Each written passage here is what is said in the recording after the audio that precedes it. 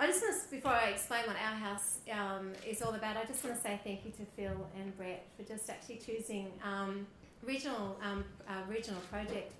This is our 3rd year, and the first time we got involved with our house, we were the only regional project to be involved with a national campaign, and it's really exciting for us Lismoreans because we're often known as the western suburbs of Byron Bay.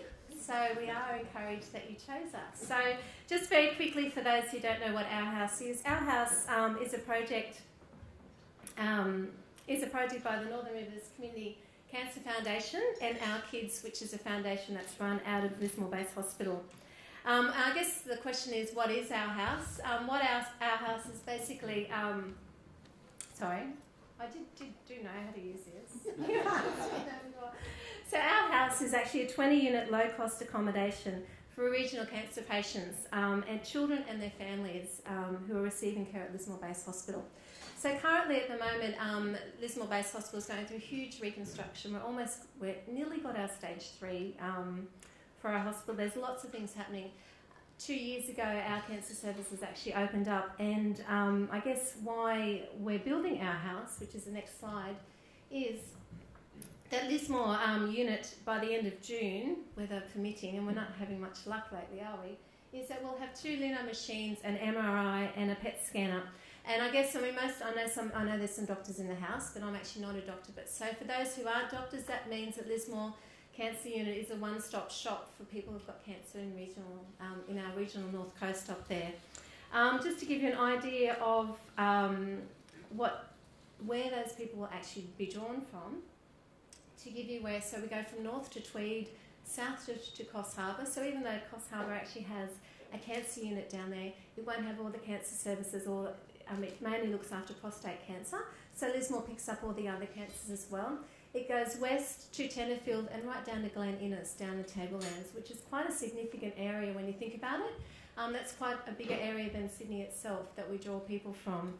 So at the moment what's happening is people are coming in and using those services at Lismore Base Hospital. There's nowhere to stay. So if you've got cancer, you're travelling, as you know, you go back and forth. Sometimes your treatment is 3 to 5 weeks, sometimes it's 7 weeks, depending what cancer you've got. You come in every day for a 15-minute treatment, and then you go home. So for those that are coming from Casino and West and all of those other areas, that's a long track. And by the 2nd week, it's pretty tough on your body. It's also very tough on the family and the friends that are transporting you. So at the moment, those people are either staying in motels if they can afford it, or travelling with their friends and family, or actually sadly not choosing to do the treatment at all. So our house is actually there to, we'll be there because we're just about to open, to house those people.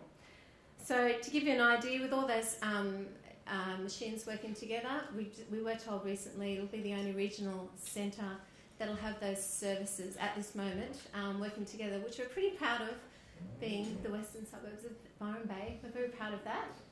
So we're really excited, and that's why we're building our house, to basically house those people coming in for those for the growing need in Lismore. To give you an idea of numbers for those financial people out there, and this is exactly where our house money is going for. Okay, so our house is a $5.5 million project. The New South Wales Cancer Council graciously gave us $500,000. The state government gave us $500,000 to actually purchase the land, which we were very excited about. And then we went to the federal government and knocked on their door. We have been knocking on their door since 2004, so it's a very long project. And we were lucky enough to get $2.6 million and another $1 million to demolish the existing building and rebuild. And the boys have been up there to have a look at the old building and hopefully at the opening soon. So just to give you an idea of what our house looks like. So that's what it will look like for those artistic expressions. Up there, this is what it was. Nice, lovely new building, old building there.